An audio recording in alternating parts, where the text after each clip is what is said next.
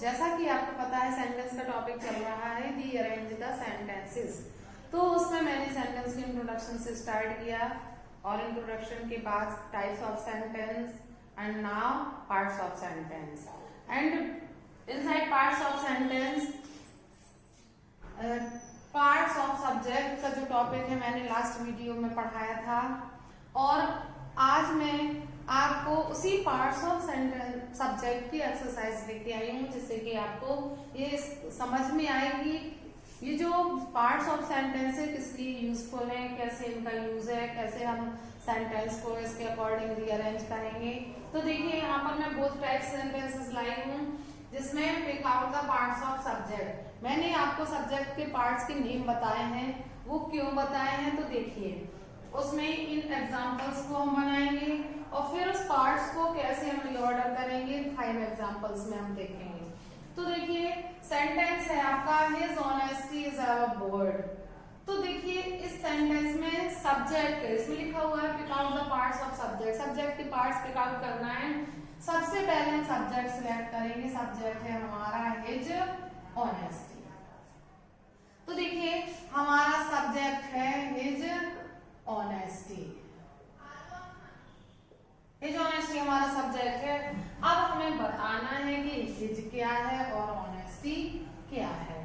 तो देखिए honesty abstract noun है, तो ये नाउन जो होता है वो हेडवर्ड हो जाता है। मैंने आपको बताया था कि जब मतलब सब्जेक्ट के मेन 2 पार्ट होते हैं क्वालिफायर और हेडवर्ड, और इसमें 2 ही वर्ड है तो 1 वर्ड क्वालिफायर होगा और दूसरा वर्ड हेडवर्ड होगा। हेडवर्ड तो कंपलसरी होता ही है। तो देखिए ऑनेस्टली हेडवर्ड, पहले मैंने हेडवर्ड सेलेक्ट कर लिया, इसके बाद ये हिज वर्ड हेडवर्ड को क्वालिफाई कर रहा है इसलिए ये क्या हो गया क्वालिफायर हो गया।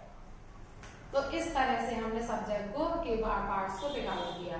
Second sentence a grieve monkey jump at them. Subject है हमारा आ ग्रीव मंकी, वर्ब से पहले वाला पार्ट है आ ग्रीव मंकी। इसको हमें डिवाइड करना है, छांटना है, तो आ ग्रीव और मंकी इनको बताना है क्या है। तो देखिए सबसे पहले तो हमें हेडवर्ड ही सिलेक्ट करना है और हेडवर्ड है हमारा मंकी। जैसे हम क्या कहते हैं हेडवर्ड को नाउन, नाउन है मंकी। अगर आपको ये समझ नहीं आ रहा होगा डायरेक्ट तो आप इसकी जो लास्ट वीडियोस हैं फर्स्ट सेकंड और थर्ड लेक्चर की आप देख सकते हैं, प्लेलिस्ट में ये अवेलेबल है। आप इसको बेसिक सेंटेंस के इंट्रोडक्शन से पढ़ेंगे तो ये आपको पूरा समझ में आ जाएगा। तो देखिए हेडवर्ड है मंकी, मंकी को क्वालिफाई कर रहा है ग्रू, और जो वर्ड नाउन को क्वालिफाई करता है वो क्या हो जाता है एडजेक्टिव हो जाता है। अब ग्रू मंकी को क्वालिफाई कर रहा है आ, और ये आ हो गया आपका डिटरमिनर। तो देखिए ये आपके पार्ट्स हैं आपके, इसमें आ ग्रू मंकी पूरा सब्जेक्ट है लेकिन आ डिटरमिनर है, ग्रू एडजेक्टिव है और मंकी हेडवर्ड है।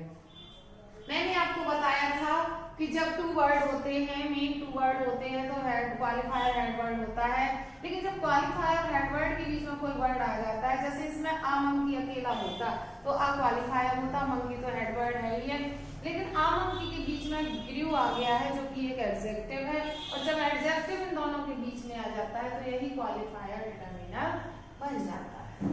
तो ये इसके पार्ट्स हैं। अब देखिए नेक्स्ट है this book with a blue cover is not mind. Is verb है तो वर्ब के पहले वाला पूरा आपका क्या है सब्जेक्ट। अब इतना बड़ा सब्जेक्ट है, अब इसके पार्ट हम कैसे डिवाइड करेंगे तो मैंने ये भी बताया कि जब हेडवर्ड के बाद कोई फ्रेज आ जाता है, देखिए आपका जो दिस आपका डिटरमिनर है, मैंने बताया था दिस दैट दीज दोस, और बुक हाँ बुक आपको देखिए पहले हेडवर्ड भी सिलेक्ट कर लेते हैं हम, तो बुक हेडवर्ड है आपका। जब बुक हेडवर्ड है तो हेडवर्ड को क्वालिफाई करने वाला एक ही वर्ड होता है, हेडवर्ड को क्वालिफाई करने वाला एक ही वर्ड होता है तो वो क्वालिफायर कहलाता है। तो ये आपका क्वालिफायर हो गया, ये क्वालिफायर हो गया, बुक हेडवर्ड हो गया। और विद अ ब्लू कवर ये पूरा, जब हेडवर्ड के बाद कोई एडजेक्टिव कोई फ्रेज आता है तो वो एडजेक्टिवल फ्रेज कहलाता है। तो ये आपका पूरा एडजेक्टिवल फ्रेज हो गया। तो दिस क्वालिफायर बुक हेडवर्ड है, with a blue cover adjectival phrase है। तो इस तरह से ये कंप्लीट हो गया। और इसी तरह से देखते हैं हम fourth sentence the small girl with with tears in her eyes। इतना बड़ा हमारा पूरा सब्जेक्ट है क्योंकि ये हमारी क्या है, वर्ब। तो देखिए इतना बड़ा सब्जेक्ट है, इसके हम कैसे हम वन बाय वन क्या हम ये द स्मॉल गर्ल ये तो पढ़ाई है, विद प्रीपोजिशन है, टीयर्स इन हर आईज, क्या अलग अलग डिवाइड करेंगे? नहीं, हमें केवल इनके जो हमारे डिटरमिनर है, एडजेक्टिव है, हेड वर्ड है, इन्हें अलग करना है, बाकी का जो बचेगा सभी एडजेक्टिवल फ्रेज में आएगा। तो देखिए हम देखेंगे सबसे पहले हम हेड वर्ड ही सिलेक्ट करेंगे और हेड वर्ड है हमारा गर्ल। गर्ल हेड वर्ड हो गया। अब हेड वर्ड के पहले वन वर्ड है या टू, अगर टू है तो डिटरमिनर एडजेक्टिव है, वन है तो क्वालिफायर। देखिए इसमें हेड वर्ड के पहले वन वर्ड था तो क्वालिफायर है, लेकिन इसमें हेड वर्ड से पहले टू वर्ड है, स्मॉल भी है और द भी है। तो यहाँ पर स्मॉल गर्ल को क्वालिफाई कर रहा है तो ये एडजेक्टिव है और द हमारा डिटरमिनर है।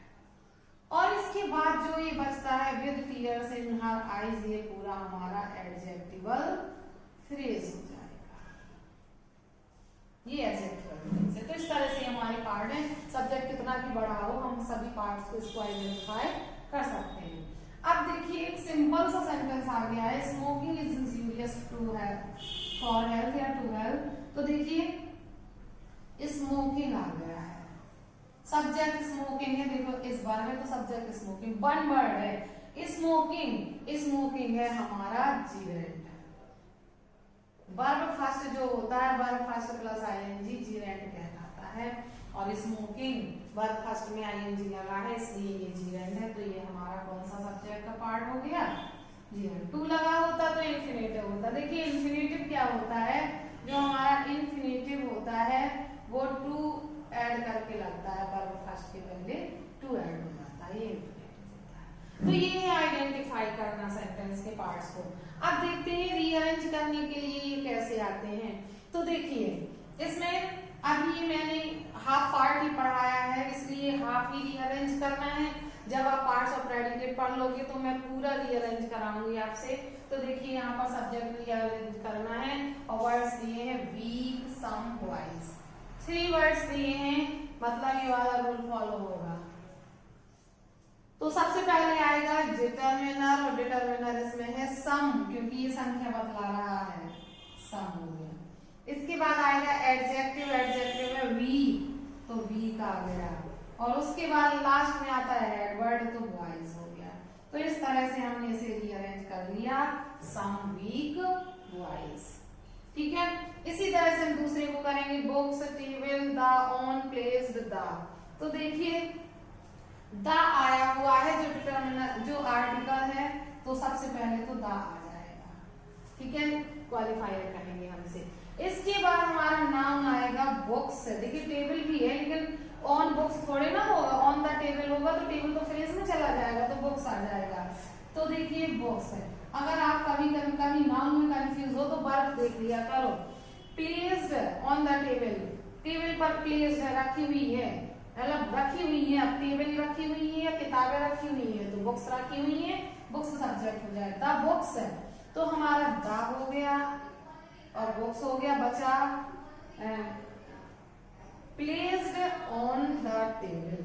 तो प्लेस्ड पास्ट पार्टिसिपल है तो यहाँ पर लगेगा placed on the table, placed on the table, ये हमारा पूरा एडजेक्टिवल फ्रेज। देखो ये हमने पहले क्वालिफायर रखा, फिर हेडवर्ड रखा, फिर प्लेस्ड ऑन द टेबल, पूरा एडजेक्टिवल फ्रेज रख दिया और हमारा रीअरेंज हो गया। इस तरह से करना पड़ते हैं बड़े बड़े सेंटेंसेस।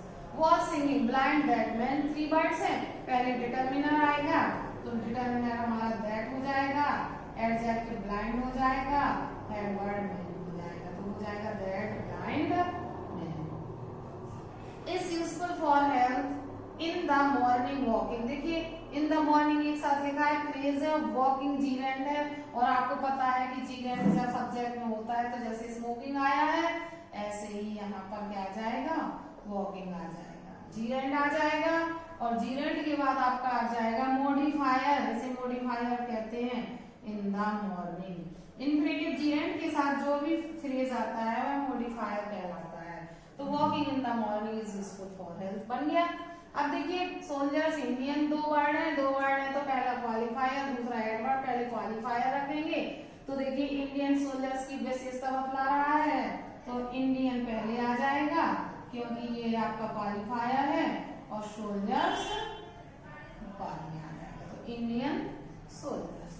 तो ये थी आपकी छोटी सी एक्सरसाइज, छोटा सा प्रैक्टिस सेट, जिसमें मैंने 5 सेंटेंसेस आपको दोनों टाइप से दिए थे। पहले दिए थे जो 5 sentence pick out the parts of subject, जिसमें आपको सब्जेक्ट के पार्ट्स पिक आउट करने थे, और दूसरे में मैंने rearrange the part of subject दिया था, जिसमें आपने देखा कि किस तरह से हम वर्ड्स को सही क्रम में रखकर सेंटेंस को रीऑर्डर करते हैं। तो इसी तरह से अगर आप प्रैक्टिस करेंगे तो कभी भी आपके एग्जाम में कोई सेंटेंस जो रीऑर्डर का होगा कभी गलत नहीं होगा। तो इसको रिवाइज करिए, बहुत ही इम्पोर्टेंट लेक्चर है ये। आपको ये नहीं लगे कि ये तो व्यर्थ की चीजें हैं, हम तो सीधा रीअरेंज कर देते हैं, ऐसा नहीं है। वर्ड्स को सही क्रम में रखने के लिए हमें ग्रामेटिकल नॉलेज होना बहुत जरूरी है। तो मैंने ये दिया है, इसे पढ़िए।